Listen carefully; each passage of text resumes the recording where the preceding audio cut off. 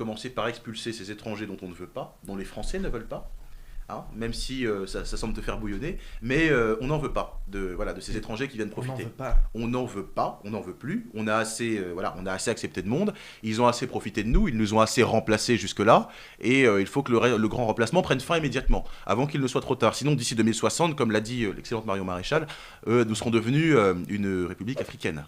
C'est le pire but contre son camp qui pouvait arriver.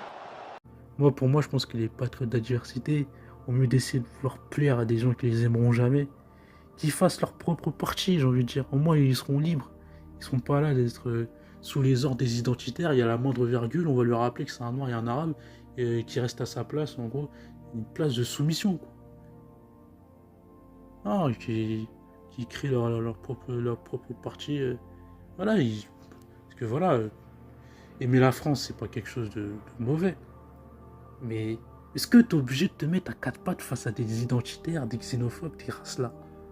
Même dans l'eau, il y a des néo-nazis dans tous ces partis d'extrême droite. Tu te mets à quatre pattes à des gens comme ça qui sont là, ils idolâtrent Hitler.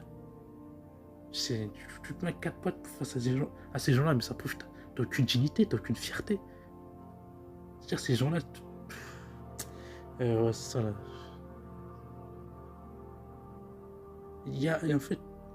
Bref, ça me fait bugger, moi je comprends pas. Je comprends pas comment on peut autant se mettre à quatre pattes et à larça comme ça, à perte. Vraiment, pour moi, il suit sa perte. En tant qu'identitaire, toute personne a à se réenraciner dans son pays, y compris les juifs. D'accord. Même s'ils sont là depuis des siècles en France, hein, et qui sont français. Moi, par exemple, qui suis né en France, du coup, je fais quoi alors? Enfin, selon le. Écoutez, vous m'êtes fort sympathique, mais dans une politique de remigration, je vous dirais de rentrer chez vous, ouais. Ah, d'accord. D'ailleurs, on peut continuer sur ce débat-là, puisqu'on est un petit peu sur le sujet. Qu'est-ce qui distingue ce qui doit être réémigré de ce qui ne le doit pas? Est-ce que toutes les populations d'origine étrangère, comptant immigrés, descendants d'immigrés de racines proches, doivent rentrer au pays ou non? Pierre Lartier. Comme je vous disais tout à l'heure, la remigration, c'est une solution politique. C'est-à-dire qu'à la base, il doit y avoir un problème. Le problème aujourd'hui, c'est quoi? C'est une présence massive d'une immigration extra-européenne, principalement musulmane. Et cette présence d'immigrés extra-européens engendre tout un tas de conséquences néfastes sur la vie sociale et culturelle et je dirais même civilisationnelle des Européens. C'est aujourd'hui 2400 mosquées, c'est 2 nouvelles mosquées par semaine, c'est des repas de substitution, dans certaines piscines des horaires pour les hommes et pour les femmes. C'est ça le fond du problème. Donc la remigration, c'est une solution politique d'abord pour les immigrés extra-européens qui vivent d'ailleurs leur culture extra-européenne. Je veux dire, vous vous promenez dans certains quartiers de Paris, vous avez plus du tout l'impression d'être à Paris. Je pense que vous connaissez Barbès, Porte de Clignancourt. Je suis d'accord, j'appelle Paris la Médina de Paris, donc je suis d'accord. Toutefois, rien que le mot immigré que vous employez par exemple, toutefois le mot immigré que vous employez en fait, je vois pas pourquoi je m'insérerais dedans dans l'absolu. Mes parents ont la nationalité française, je suis né en France, en province, je suis français, et dans l'absolu, je vais reprendre cette vieille phrase, être français ça s'hérite ou ça se mérite.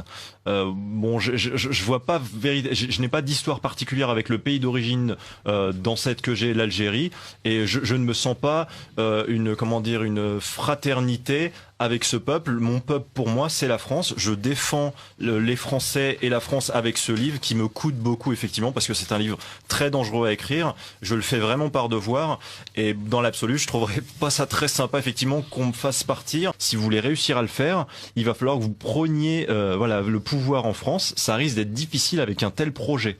Et vous parliez de rémigration de musulmans. Vous réécouterez l'émission, vous avez bien dit ce propos-là. Or, actuellement, la France ne fait pas de statistiques pour savoir ce qui se passe dans la tête des gens, pour savoir qui est musulman, qui ne l'est pas. Donc si vous parlez de rémigration de musulmans, vous allez embarquer des Majid ou Kacha qui peut-être ne sont plus musulmans depuis longtemps, mais le cachent à leur famille parce qu'ils n'ont pas le choix, parce qu'effectivement aujourd'hui quand un musulman devient un apostat, il ne s'en vante pas forcément auprès de sa famille, parce qu'il va finir dans le coffre de l'Opel Xantia, direction Citroën Xantia, direction le marabout qui va lui donner des coups de bâton jusqu'à ce qu'il retrouve la foi. Non mais c'est horrible, mais c'est vrai. Voilà, ce que je veux vous dire simplement, c'est que si vous voulez faire rémigration soit d'étrangers qui ont la nationalité, une nationalité pas française, ça peut se discuter, mais rémigration de musulmans, là, c'est carrément pire, quoi. Parce que carrément, n'importe quel musulman va vous dire dans ce cas-là, non, je suis pas musulman. Alors vous allez leur faire quoi? Le test du sauciflard, il faut l'approcher de la bouche, et puis si jamais il s'éloigne, ça veut dire que il doit dégager. Vous voyez, enfin, voilà,